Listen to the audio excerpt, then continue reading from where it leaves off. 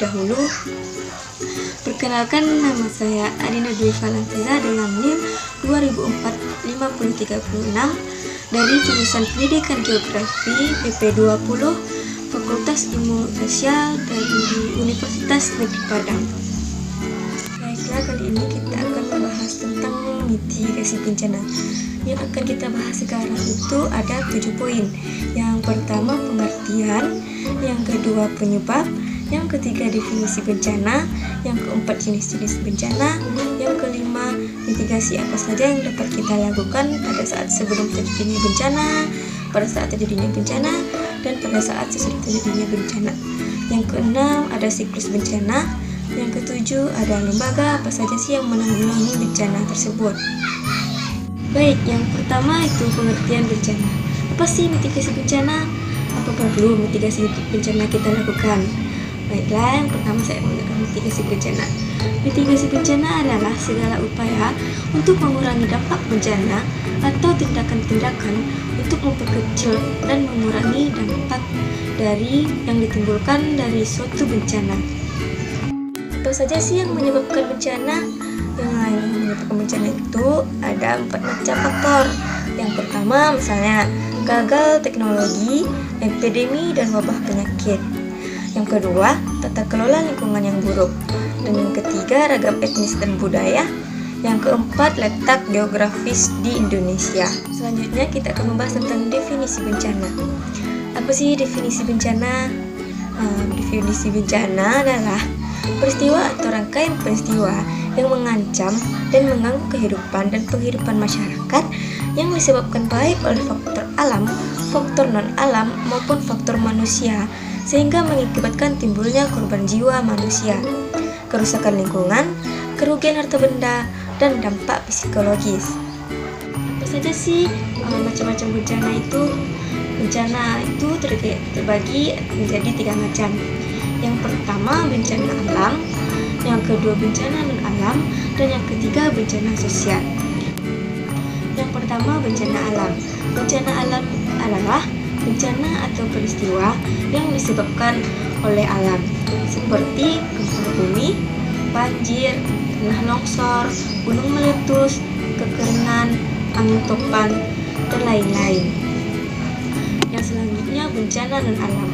Bencana non-alam adalah bencana atau peristiwa yang disebabkan oleh peristiwa non-alam, seperti gagal teknologi, gagal modernisasi, epidemi, dan wabah penyakit.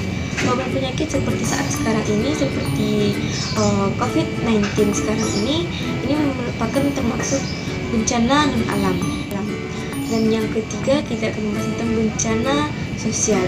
Bencana non-sosial itu bencana atau peristiwa yang disebabkan oleh faktor manusia sendiri, seperti konflik sosial antar manusia atau antar kelompok, konflik antar komunitas masyarakat, dan teror.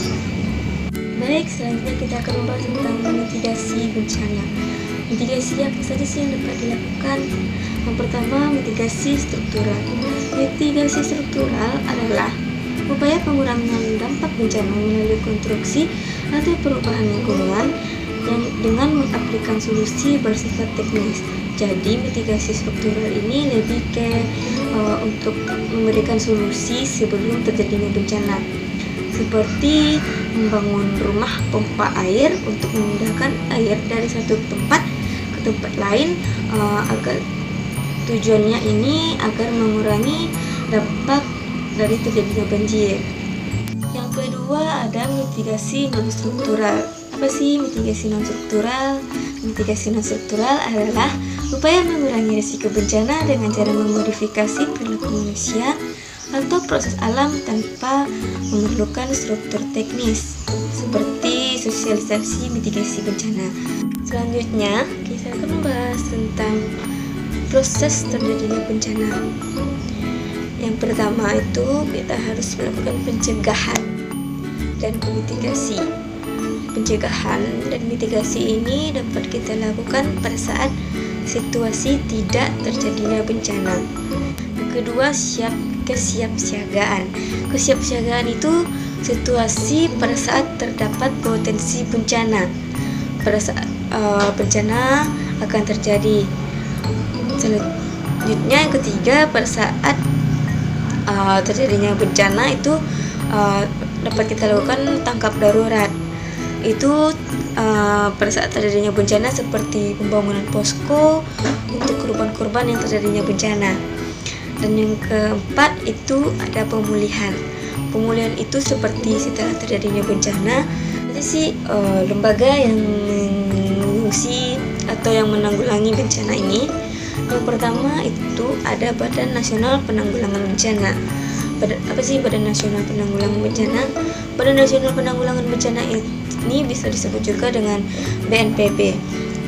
Merupakan sebuah lembaga pemerintah non-kementerian yang mempunyai tugas membantu Presiden Republik Indonesia dalam melakukan penanggulangan bencana sesuai dengan amanat Undang-Undang Nomor 24 Tahun 2007 tentang penanggulangan bencana.